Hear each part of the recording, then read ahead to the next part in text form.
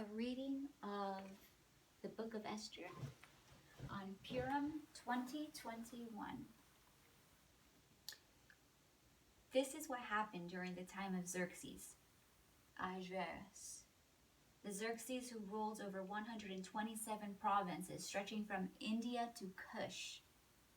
At that time, King Xerxes reigned from his royal throne in the citadel of Susa, and in the 3rd year of his reign, he gave a banquet for all of his nobles and officials, the military leaders of Persia and Media, the princes and the nobles of the provinces were present.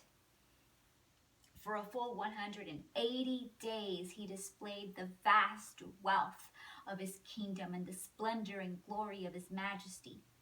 When these days were over, the king gave a banquet lasting 7 days in the enclosed garden of the king's palace for all the people, from the least to the greatest, who were in the citadel of Susa. The garden had hangings of white and blue linen, fastened with cords of white linen and purple material to silver rings on marble pillars.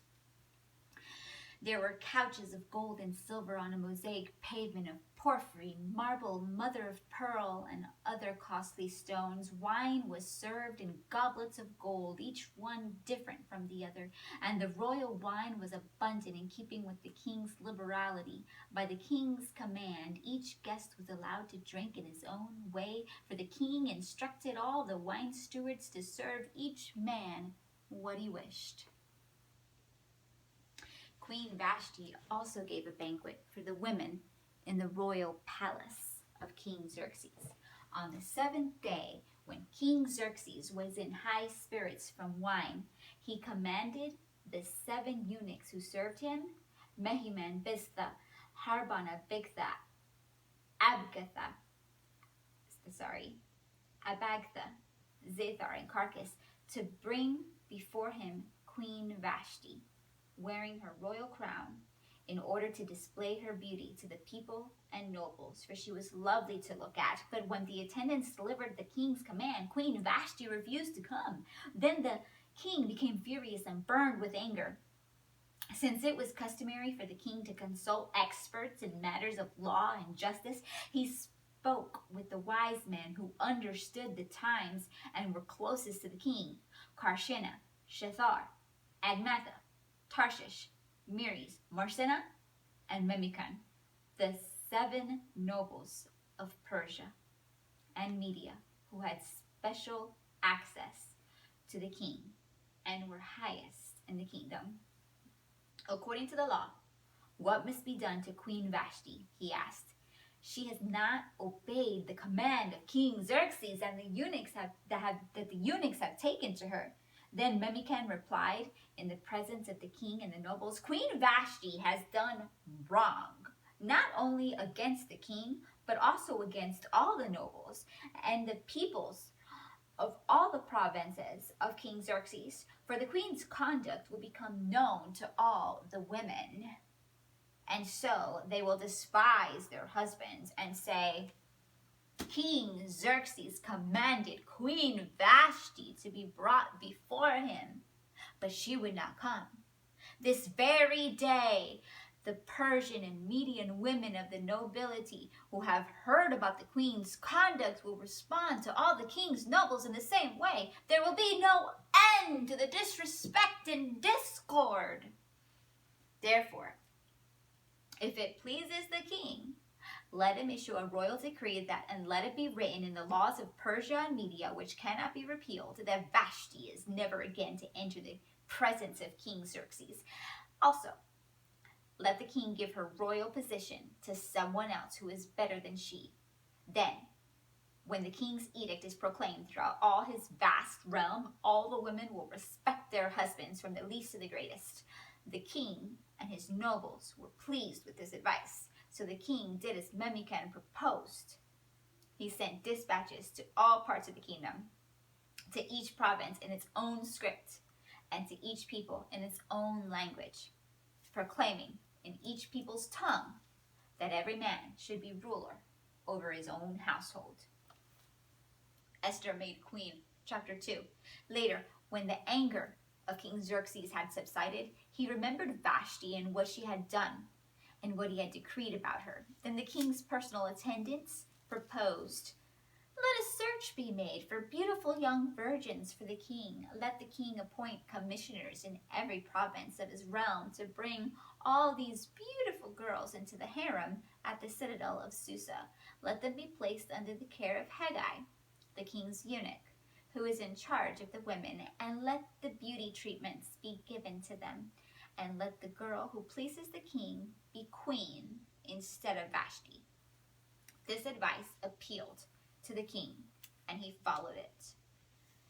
Now there was in the citadel of Susa a Jew of the tribe of Benjamin, named Mordecai, son of Jair, son of Shimei, son of Kish, who had been carried into exile from Jerusalem by Nebuchadnezzar, king of Babylon. Among those taken captive with Jehoiakim, king of Judah, Mordecai had a cousin named Hadassah, whom he had brought up because she had neither father nor mother. This girl, who was also known as Esther, was lovely in her form and features, and Mordecai had taken her as his own daughter when her father and mother died. When the king's order and edict had been proclaimed, many girls were brought to the citadel of Susa and put under the care of Haggai. Esther also was taken to the king's palace and entrusted to Haggai, who had charge over the harem. The girl pleased him and won his favor. Immediately, he provided her with beauty treatments and special food. He assigned to her 7 maids selected from the king's palace and moved her and her maids into the best place in the harem. Esther had not revealed her nationality and family background because Mordecai had forbidden her to do so. Every day he walked back and forth near the courtyard of the harem to find out how Esther was and what was happening to her.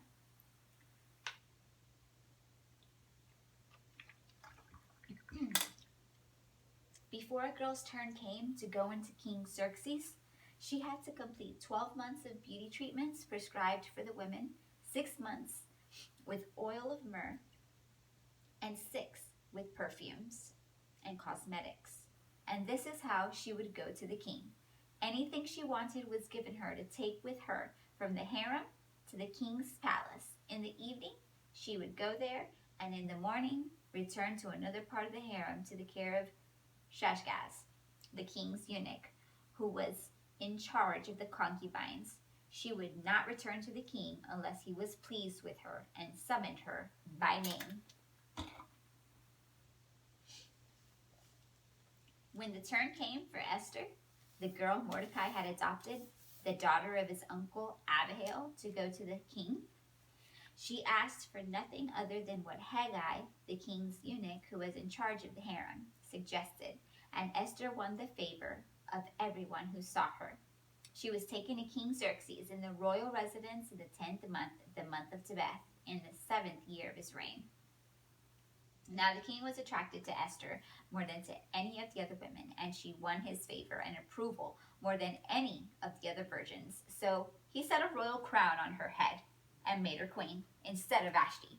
And the king gave a great banquet, Esther's banquet, for all his nobles and officials. He proclaimed a holiday throughout the provinces and distributed gifts with royal liberality. Mordecai uncovers a conspiracy.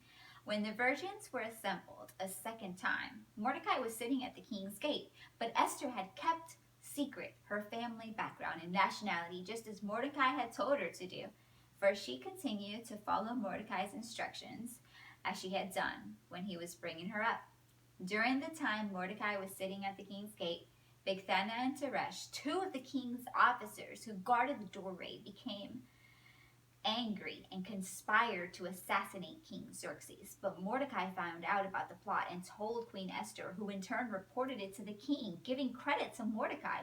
And when the report was investigated and found to be true, the 2 officials were hanged on the gallows. And this was recorded in the book of the annals in the presence of the king. Haman's plot to destroy the Jews. After these events, King Xerxes honored Haman, son of Hammedatha the Agagite, elevating him and giving him a seat of honor higher than that of all the other nobles. All the royals at the king's gate knelt down and paid honor to Haman. This is to boo Haman and drown out the sound of his name. They gave honor to Haman, for the king had commanded this concerning him. But Mordecai would not kneel down or pay him honor.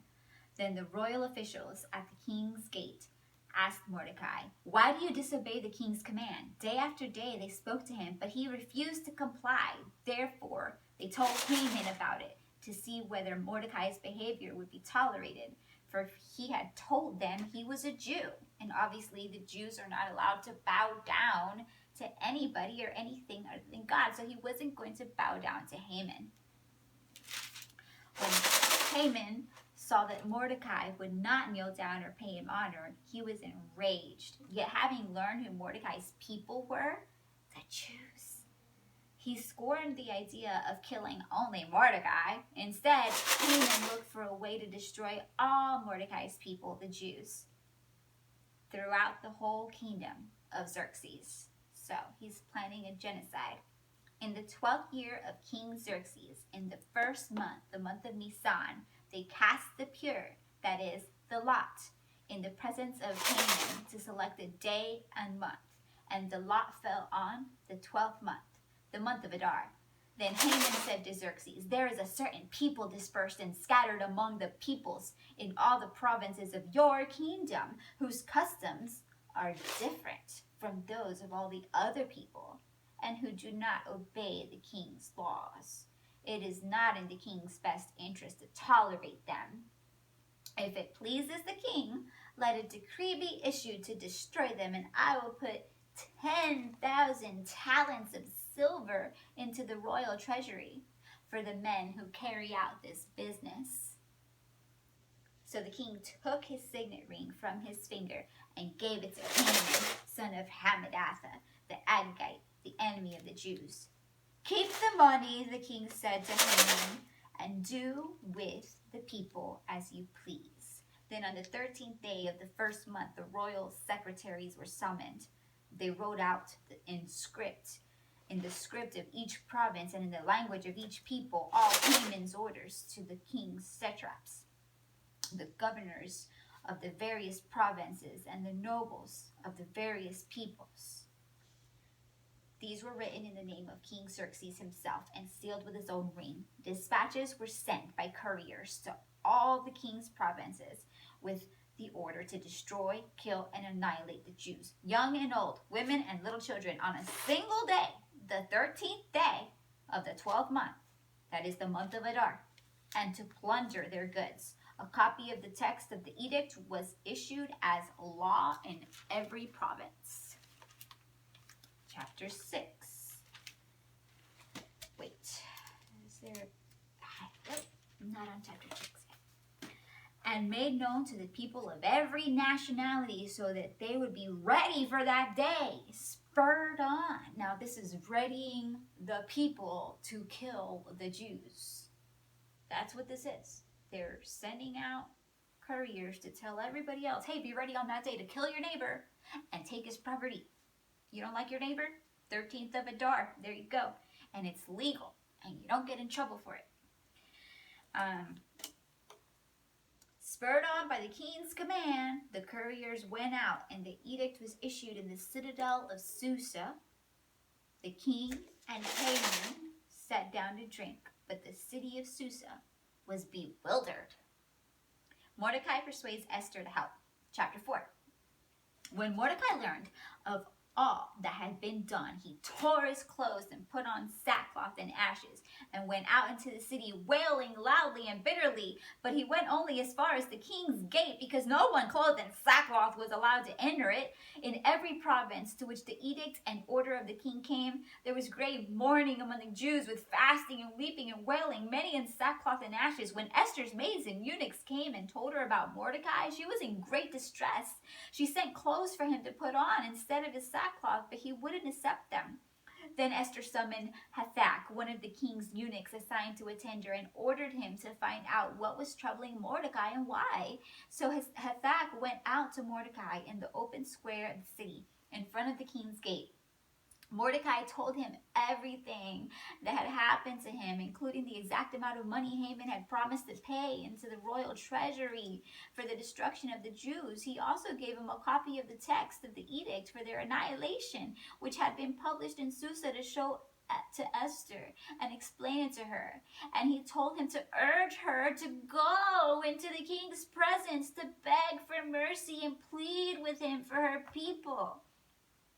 Hathach went back and reported to Esther what Mordecai had said. Then she instructed him to say to Mordecai, all the king's officials and all the people of the royal provinces know that for any man or woman who approaches the king in the inner court without being summoned, the king has but one law, that he be put to death. The only exception to this is for the king to extend the royal scepter to him and spare his life, but 30 days have passed since I have been called to go to the king. When Esther's words were reported to Mordecai, he sent back this answer: do not think that because you are in the king's house, you alone of all the Jews will escape. For if you remain silent at this time, relief and deliverance for the Jews will arise from another place. But you and your father's family will perish, and who knows but that you have come to royal position for such a time as this.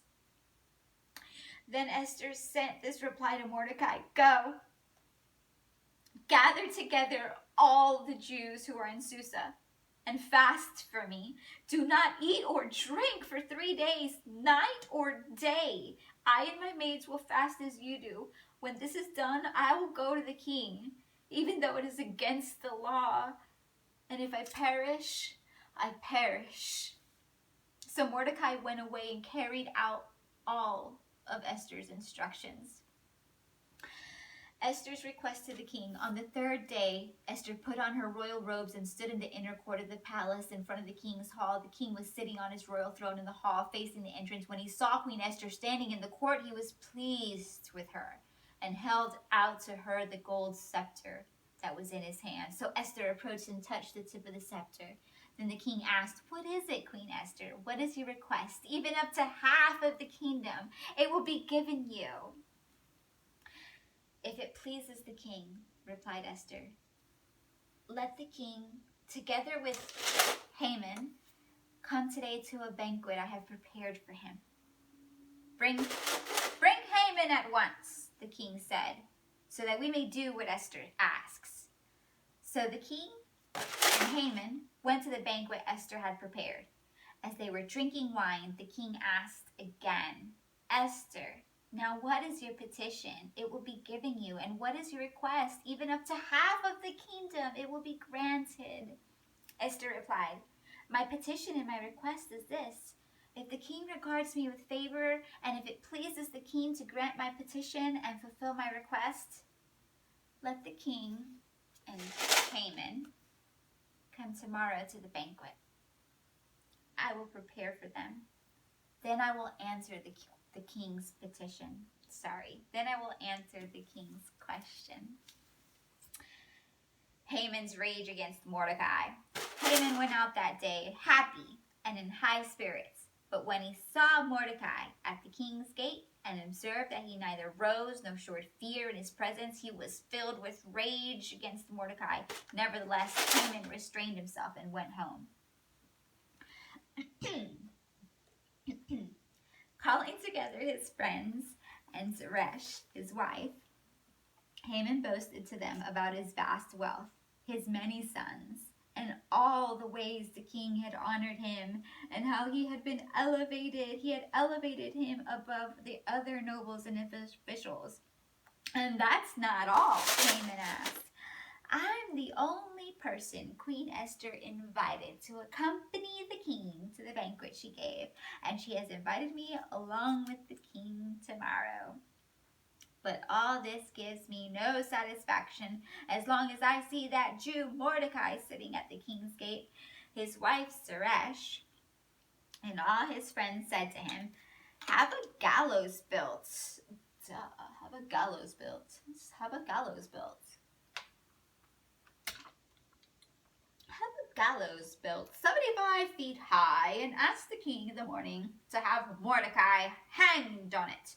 Then go with the king to dinner and be happy. This suggestion delighted Haman, and he had the gallows built. Chapter 6. That night the king could not sleep. Wonder why? So he ordered, that's not in there, the wonder why, that's for me. So he ordered the book of the Chronicles, the record of his reign, to be brought in and read to him. Read to me. It was found recorded there that Mordecai had exposed Bigthana and Teresh, two of the king's officers who guarded the doorway, who had conspired to assassinate King Xerxes. What honor and recognition has Mordecai received for this? The king asked. Nothing. Nothing. No. Nothing. Nothing has been done for him. His attendants answered. The king said, who is in the court? Who is in the court? His attendants, where is it? Okay, now Haman had just entered the outer court of the place to speak to the king. So not the place, the palace. Now Haman had just entered the outer court of the palace to speak to the king about hanging Mordecai on the gallows he had erected for him. His attendants answered, Haman is standing in the court. Bring him in, the king ordered. When Haman entered, the king asked him, what should be what should be done for the man the king delights to honor? Now Haman thought to himself, who is there that the king would rather honor than me? So he answered the king, for the man the king delights to honor, have them bring a royal robe the king has worn, and a horse the king has ridden, one with a royal crest placed on its head. Then let the robe and horse be entrusted to one of the king's most noble princes. Let them robe the man the king delights to honor, and lead him on the horse through the city streets, proclaiming before him, this is what is done for the man the king delights to honor. End scene. Go at once, the king commanded Haman. Get the robe and the horse, and do just as you have suggested. For Mordecai, the Jew, who sits at the king's gate, do not neglect anything you have recommended. So Haman got the robe and horse. He robed Mordecai and led him on horseback through the city streets, proclaiming before him, this is what is done for the man the king delights to honor. Afterward, Mordecai returned to the king's gate, but Haman rushed home with his head covered in grief and told Zeresh's wife and all his friends everything that had happened to him. His advisors, his wife Zeresh, said to him, since Mordecai, before whom your downfall has started, is of Jewish origin, you cannot stand against him. You will surely come to ruin. While they were still talking with him, the king's eunuchs arrived and hurried Haman away to the banquet Esther had prepared. Haman hanged, that's chapter 7. So the king and Haman went to dine with Queen Esther. As they were drinking wine on that second day, the king again asked, Queen Esther, what is your petition? It will be given you. What is your request? Even up to half the kingdom, it will be granted. Then Queen Esther answered, if I have found favor with you, O king, and if it pleases your majesty, grant me my life.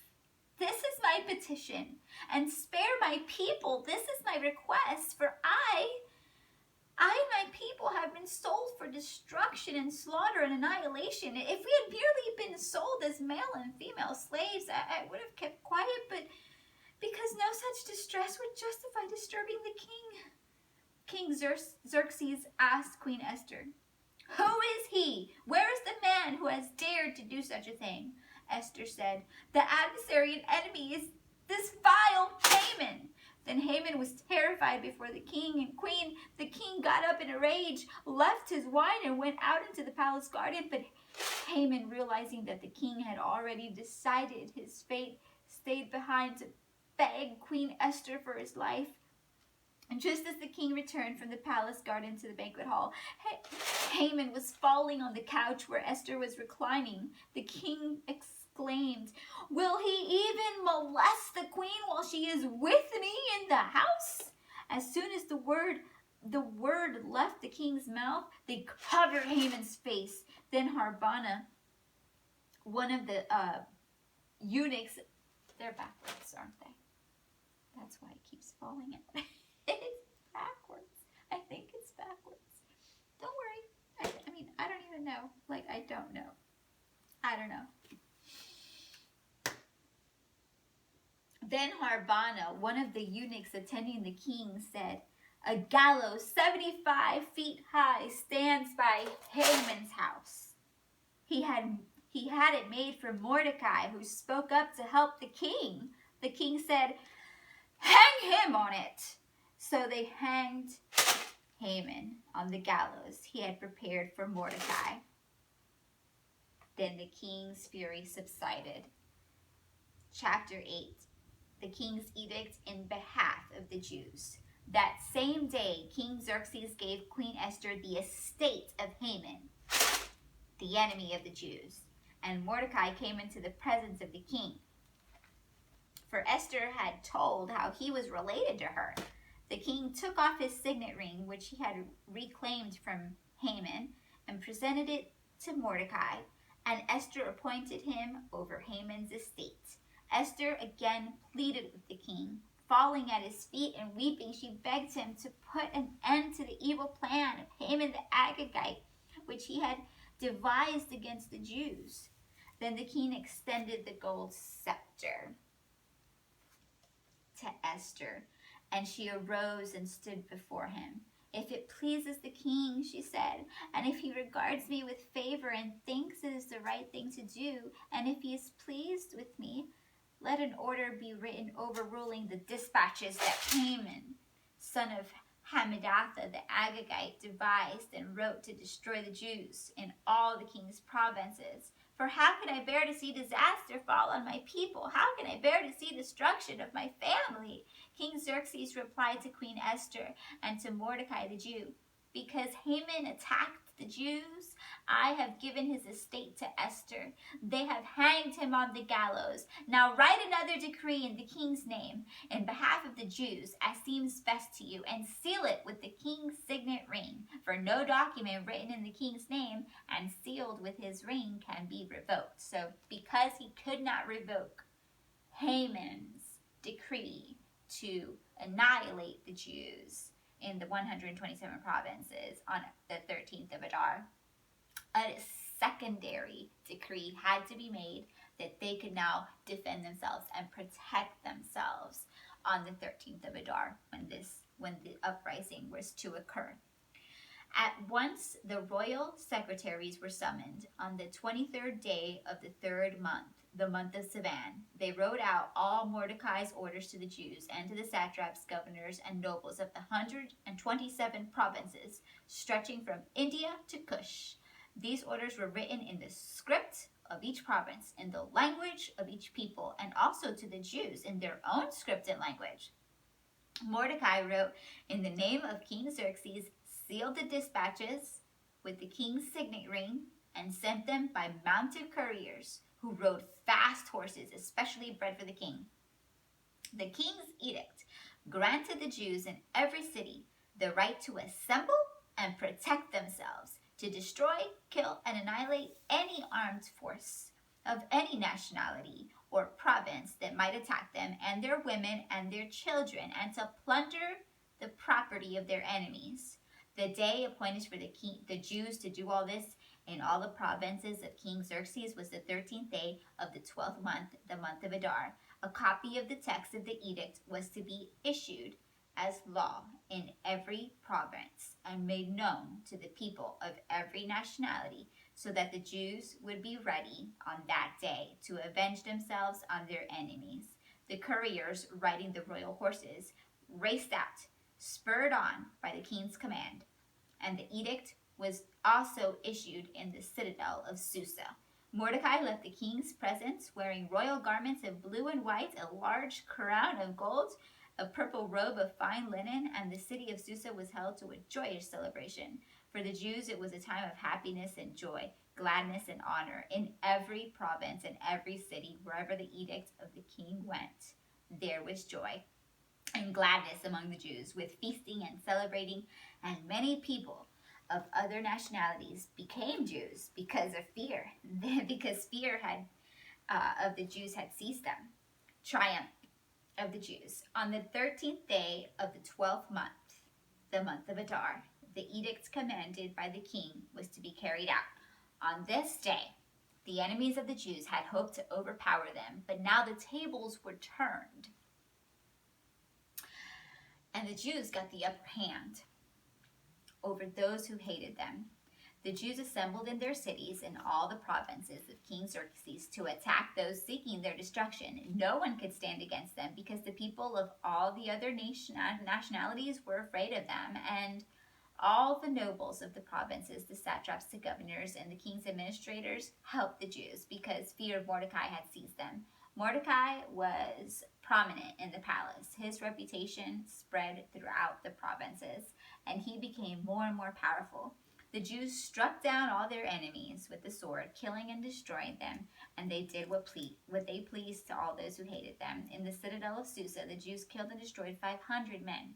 They also killed Parshandatha, Dalphon, Aspatha, Poratha, Adaliah, Aridatha, Parmashta, Arasai, Aradai, and Vizatha, the 10 sons of Haman, son of Hamadatha, the enemy of the Jews. But they did not lay their hands on the plunder. The number of those slain in the citadel of Susa was reported to the king the same day. The king said to Queen Esther, the Jews have killed. Was reported to the king the same day. The king said to Queen Esther, the Jews have killed and destroyed 500 men and 10 sons, and the 10 sons of Haman in the citadel of Susa. What have they done in the rest of the king's provinces? Now what is your petition? It will be given you. What is your request? It will also be granted. If it pleases the king, Esther answered, give the Jews in Susa permission to carry out this day's edict tomorrow also, and let Haman's 10 sons be hanged on the gallows. And this is because in the walled city of Susa, I believe the war battle went on for 2 days instead of 1 day or something like that. So the king commanded this be done. An edict was issued in Susa, and they hanged the 10 sons of Haman. The Jews in Susa came together on the 14th day of the month of Adar, and they put to death in Susa 300 men. But they did not lay their hands on the plunder. Meanwhile, the remainder of the Jews who were in the king's provinces were assembled to protect themselves and get relief from their enemies. They killed 75,000 of them, but did not lay their hands on the plunder. This happened on the 13th day, the month of Adar. And on the 14th, they rested and made it a day of feasting and joy. Purim celebrated. The Jews in Susa, however, had assembled on the 13th and 14th. And then on the 15th, they rested and made it a day of feasting and joy. This is why rural Jews, those living in the villages, observed the 14th of the month of Adar as the day of joy and fasting, a day for giving presents to others. Mordecai recorded these events, and he sent letters to all the Jews throughout the provinces of King Xerxes, near and far, to have them celebrate annually the 14th and 15th days of the month of Adar, as the time when the Jews got relief from their enemies, and the month when their sorrow was turned into joy, and their mourning into a day of celebration. He wrote them to observe the days as days of feasting and joy, and giving presents of food to one another and gifts to the poor. So the Jews agreed to continue the celebration they had begun, doing what Mordecai had written to them. For Haman, the son of Hammedah the Agagite, the enemy of the Jews, had plotted against the Jews to destroy them and had cast the pure, that is the lot, for their ruin and destruction. But when the plot came to the king's attention, he issued written orders that the evil scheme of Haman had devised against the Jews should come back onto his own head, and that he and his sons should be hanged on the gallows. Therefore, these days were called Purim, from the word pure, meaning lot, because of everything written in this letter, and because of what they had seen and what had happened to them. The Jews took it upon themselves to establish the custom that they and their descendants and all who joined them should without fail observe these 2 days every year in the way prescribed and at the time appointed. These days should be remembered and observed in every generation, by every family, and in every province, and in every city. And these days of Purim should never cease to be celebrated by the Jews, nor should the memory of them die out among their descendants. So Queen Esther, daughter of Abihail, along with Mordecai the Jew, wrote with full authority to confirm this second letter concerning Purim. And Mordecai sent letters to all the Jews in the 127 provinces of the kingdom of Xerxes, words of goodwill and assurance to establish these days of Purim at their designated times, as Mordecai the Jew and Queen Esther had decreed for them, and as they had established for themselves and their descendants in regard to their times of fasting and lamentation. Esther's decree confirmed these regulations about Purim, and it was written down in the records. The greatness of Mordecai. King Xerxes imposed tribute throughout the empire to its distant shores, and all his acts of power and might, together with a full account of the greatness of Mordecai, to which the king had raised him, are they not written in the book of the annals of the kings of Media and Persia? Mordecai the Jew was second in rank to Xerxes, preeminent among the Jews, and held in high esteem by his many fellow Jews, because he worked for the good of his people and spoke up for the welfare of all the Jews. The end. That is the end of the book of Esther, the Megillah. I forget exactly how you say it, sir. The Megillah, and I hope everybody has a lovely Purim, celebrating with the 4 mitzvahs of Purim, to read the book of Esther, the Megillah. I believe they do it in the morning and the evening, and they do it in the synagogue with the rabbi who reads it to the historical tune. I would not know, I haven't been. And then there's the second mitzvah, which is to give gifts of food to your neighbors, those in need, the hungry. And then there's the mitzvah of giving the charity to the poor. And then there's the mitzvah of celebrating with peace and joy, because God protected the people from genocide. So, God bless. And I hope you enjoyed the story.